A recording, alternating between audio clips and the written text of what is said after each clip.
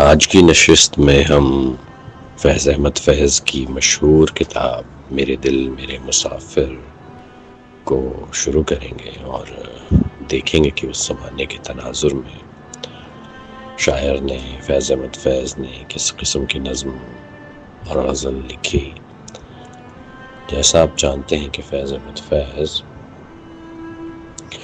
اپنے زمانے کے سیاسی حالات کو اور سیاسی افق پر جو تبدیلیاں ہوتی ہیں ان کو بہت اچھے سے اپنے شعر میں سیکرٹ کوڈ کے اندر بیان کر دیا کرتے تھے، اور یہی ان کی نظم کا حسن ہے، ان کے شعر کا حسن ہے۔ تو پہلی نظم کی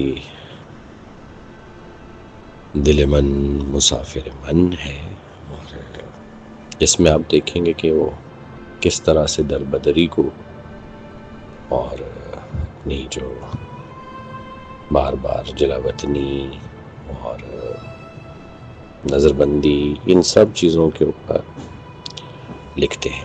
اگر تاریخی پس منظر کی بات کی جائے تو 1977 میں مارشل لاء پاکستان میں نافذ ہوا، اور مارشل لاء کے جو سیاسی مخالفین تھے اور صحافی تھے اور ادیب تھے، ان سب پر دباؤ بہت بڑھ گیا۔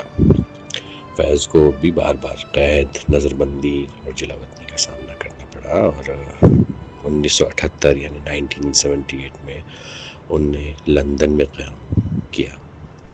وطن سے ان کے رابطے ٹوٹ گئے، خط و کتابت اور ملنے جلنے پر بہت زیادہ خوف اور پابندیاں تھیں۔